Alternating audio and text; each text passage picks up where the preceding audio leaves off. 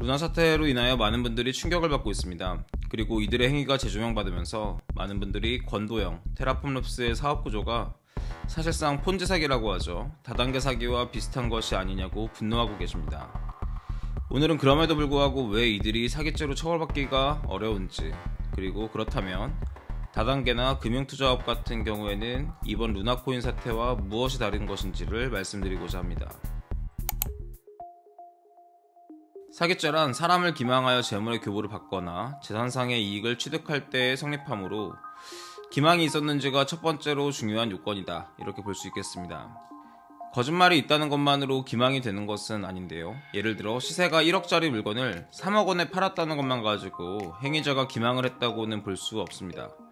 가격이 시세보다 비싸더라도 서로가 그 가격에 매매를 하기로 했으면 그 합의를 존중해야 하는 것이지, 국가가 형벌권을 발동하여 국가가 제시한 금액에 따르지 않았다고 그걸 기망이라고 볼 수는 없는 것입니다. 이렇게만 들으면 약간 이해가 안 되실 수도 있는데요. 예시를 한번 들어보겠습니다. 비트코인을 5천만원에 거래하고 있는 사람이 있는데 국가가 비트코인의 가격을 만원이라고 정하고 그 이상의 거래는 사기로 규정한다면 어떨까요? 현재는 임야이지만 개발 호재가 확실해 30억 원이 넘는 돈에 매수하겠다고 하는 사람이 있을 때 이걸 공시지가를 기준으로 해서 5천만 원으로 국가가 책정한다면 어떻게 될까요? 그러나 만일 매도인이 실제로 이것의 가치가 3억이 아니라 1억이라는 것을 알고 있었는데도 매수인이 이 물건의 가치를 3억 원으로 믿게 하기 위해 회계장부를 조작했다거나 가지고 있는 재산을 부풀렸다면 어떨까요? 이때는 당연히 기망행위가 인정되고 사기가 될 것입니다. 그런 측면에서 봤을 때 이번 테라폼랩스, 권도형의 루나코인 사태에서는 이들이 자신들이 내세웠던 테라코인과 루나코인의 패깅 시스템이 애초부터 불가능한 것을 알고도 투자자를 현혹하기 위해 패깅 시스템으로 코인을 홍보하며 코인의 가치를 높여왔다는 것이라면 기망행위가 인정받을 수 있겠지만, 반대로 그들은 될 것이라고 믿고 있었는데 미처 고려하지 못한 부분이 있었다거나 아니면 통상적으로 대비하고 있었던 수준을 넘어서는 사고가 발생했다거나 하는 사정이 있어서 패깅 시스템이 결과적으로 실패한 것이라면 기망행위가 있었다고 보기가 어려운 것입니다. 그런데 처음부터 이들이 실패할 수밖에 없다는 것을 알고도 사람들을 기망한 것이라는 점을 입증할 수 있는 자료가 있을 수 있을까요? 알고리즘 자체에 기망행위라고 볼만한 로직이 담겨 있었던 것이 아니라면 결국 그와 같은 내심의 의사는 정황을 통해 추론해내야 할 텐데요. 스스로 실패할 것을 알고 사업을 시작하는 사람은 잘 없을 뿐 아니라 그들이 내세웠던 논리가 실제로 일정 기간 작동했고 그것이 무조건 거짓말이라고 얘기할 수 있는 논리적 근거가 그 당시 제시되지 못했다는 것은 결국 권도형이 기망할 의도로 루나와 테라를 발행한 것이 아니었다는 정황으로 활용될 가능성이 높을 것이고, 따라서 권도형한테 사기죄의 죄책을 묻기가 어려워지는 것입니다. 최근에 나오는 기사를 보면은 처음부터 알려진 것과 다르게 알고리즘 설계가 잘못되었다, 이런 얘기들도 있는데요. 만약에 알고리즘 상으로 보장되지 않는 그런 부분들을 보장되는 것처럼 홍보했다면, 그리고 그 알고리즘을 외부에서 확인하기가 어려웠다면 그때에는 기망행위가 인정될 수도 있을 것 같습니다. 폰지 사기라고 하면 다단계가 떠오르고 선의의 투자자들이 피해를 보는 경우를 생각하면 금융투자업이 떠오르는데요. 이들한테도 루나코인 사태와 유사한 문제가 발생할 수 있는데 법적으로 어떤 점이 다른지도 한번 살펴보겠습니다. 다단계가 폰지 사기의 대표적인 형태라고 보시면 되겠는데요. 우리 법은 다단계를 유사수신 행위의 규제에 관한 법률을 통해 처벌하고 있습니다. 예를 들어 다단계 같은 경우에는 1000만원의 매출을 올리면 1500만원을 지급하겠다거나 1억원을 투자하면 1억 5천만원을 기본수당, 보너스, 추가 보너스 등으로 지급하겠다거나 한다는 약정을 통해 세력이 커지게 되는데요. 상품의 거래가 있는 것처럼 할 경우에는 물건을 1000만원어치 사간 뒤 이를 팔아오면 1500만원을 지급하겠다, 이런 형태가 되겠습니다. 법에서는 이와 같이 유사수신 행위를 할 경우에는 그 자체를 처벌 대상으로 삼고 있습니다.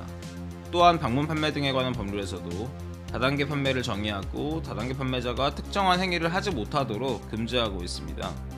이렇게 법에서 유사수신 행위나 다단계 판매 중 특정 행위를 금지하고 처벌하고 있는 것은 그만큼 많은 피해자가 발생할 수 있음에도 불구하고 이게 기존의 형법 사기죄를 가지고는 처벌하기가 어렵기 때문이라고 볼 수도 있겠습니다.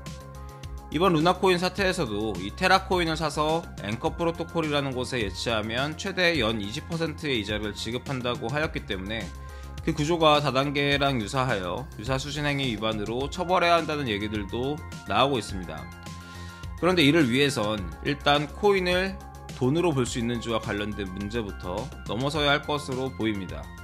유사수신행위의 규제에 관한 법률 법조문을 보면 장래에 원금의 전액 또는 이를 초과하는 금액을 지급할 것을 약정하고 예금, 적금, 부금, 예탁금 등의 명목으로 금전을 받는 행위라고 적혀있기 때문이죠. 한편 증권시장의 경우에는 어떨까요? 금융시장은 회사의 가치를 잘 알지 못하는 사람들에게 회사의 가치를 부풀려서 팔 수 있다거나 채권 또는 자본상품의 가치를 제대로 알지 못하는 사람에게 그 가치를 부풀려서 팔 수 있다는 점에서 코인 시장과 닮은 점이 많습니다. 그러한 문제점이 많기 때문에 실제로 금융산업은 매우 많은 규제와 관리 감독을 받고 있습니다. 일단 금융상품을 판매하려면 정부로부터 금융투자업의 인가를 받아야 하는데요. 예를 들어 금융투자업의 경우를 보면 인가 신청 시에 요구되는 최저 자기자본만 보더라도 500억 원입니다. 그리고 이뿐만 아니라 그 대주주도 출자 능력, 건전한 재무 상태 및 사회적 신용을 갖추어야 하는 등 여러 가지로 요구되는 사항이 많습니다.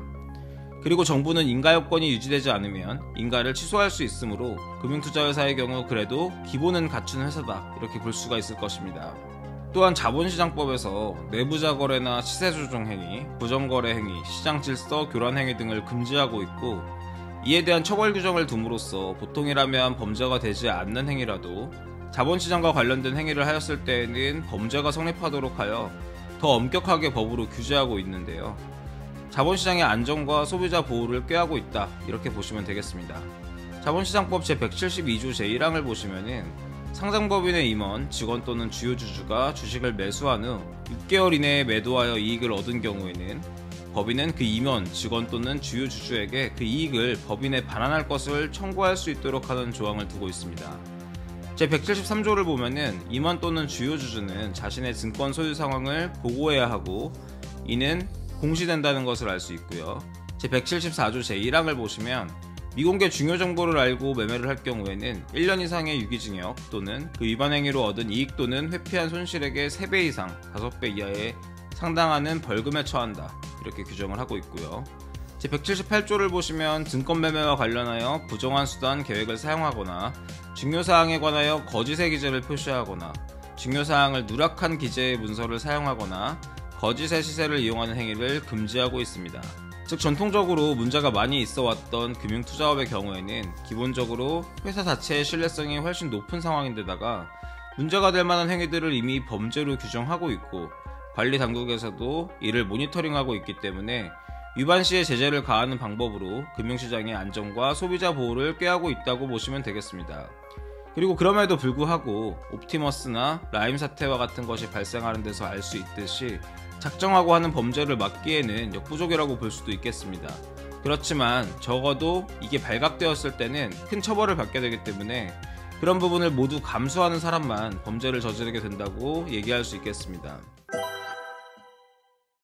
반면에 이번 루나 테라 사태에서는 여전히 코인을 법적으로 어떻게 볼 것인지도 명확하지 않고 코인 상장과 그 상장 절차에서 이루어지는 행위 또는 거래소의 행위 등과 관련하여 남의 돈을 쉽게 땡겨오는 행위, 범죄로 나아가기 용이한 행위가 무엇인지, 그리고 이들 중 어떤 것들을 범죄화시킬 것이고 어떤 것들을 관리감독할 것인지, 관리감독은 누가 할 것인지 등이 정해져 있지 않기 때문에 권도형 테라폼 랩스가 정확히 무엇을 했는지도 알아낼 방법이 여의치 않고 이들을 처벌하기도 매우 어려운 상황이라고 할 수 있겠습니다.